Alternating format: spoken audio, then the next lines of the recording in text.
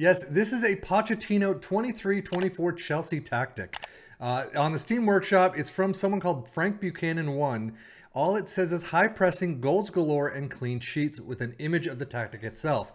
So we will see how well it does, but I mean, their Chelsea season is not doing all that well from a starting point. But we're taking a look at the tactic itself. Sweeper keeper in support, wing backs on the left and the right, one in support, one in automatic.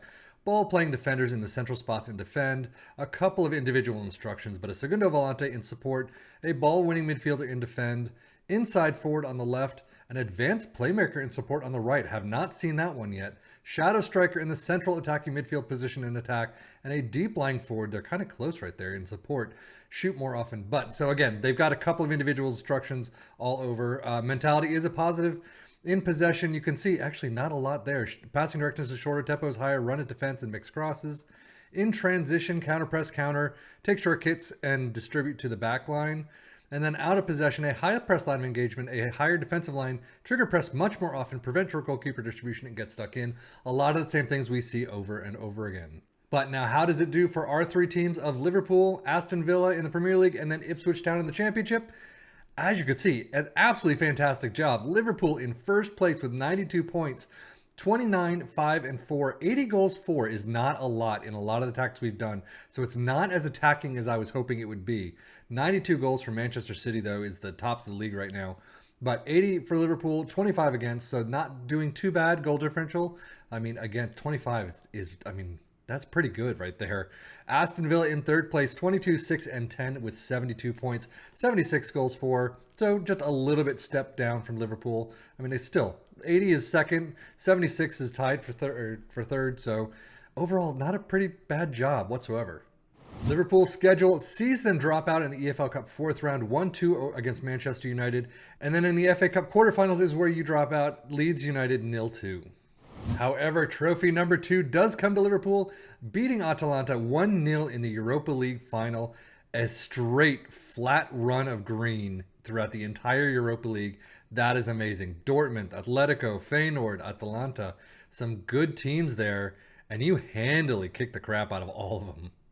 Squad-wise, starting out on a fairly standard note, Alisson doing very well. 25 goals though for Jota. Salah with 20. Wow. Jota getting some real love in this one. 17 assists for Robertson. Salah with 14 assists. Not too bad. A ton of green for the average rating. 7.51 for Salah. Jota with 7.34. 7.3 for Kelleher. Overall, pretty darn nice. Aston Villa-wise, you could see they do lose out in the quarters of the EFL Cup 0-2 against Arsenal. But they do get a trophy. FA Cup final, they beat Arsenal 4-1. Wow. Talk about getting something back on them. And sadly, losing out in the Europa Conference League quarterfinals against Rennes.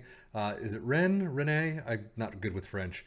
But 1-0 at home win. Unfortunately, a 2-4 loss away from home. That one hurts. Martinez getting lower and lower in the appearance count. Interesting to see. But 24 goals for Ollie Watkins. A little bit down from his usual. Moussa Diaby with 14. It's spread out a little bit more than I guess usual. But 19 assists for Diaby. Luis with 14. Average rating, you got a ton more players than what we've seen before. 7.35 for Diaby. Digne was 7.31. Overall, pretty good. Data hub-wise for Liverpool, a fantastic showing. Non-penalty expected goals per 90 is pretty nice, as is shots per game. Everything, I mean, dribbles per game as well. You can see where this is heading in the Premier League stats in just a minute. But team defending, not too bad. You're missing out on a bit, though. And if we take a look at shaky is what it says. And if you take a look at Aston Villa, pretty much the exact same, just with some lower numbers.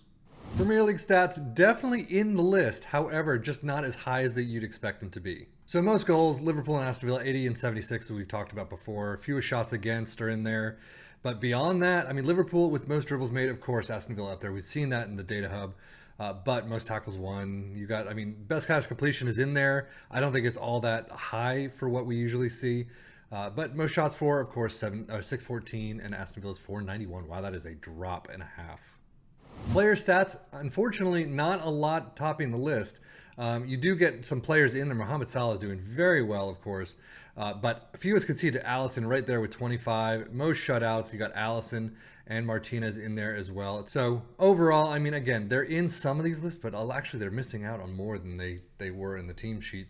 But overall, Salah is doing very well. Zaniolo's in there with 16 goals, so not too bad there. Ollie Watkins with 14.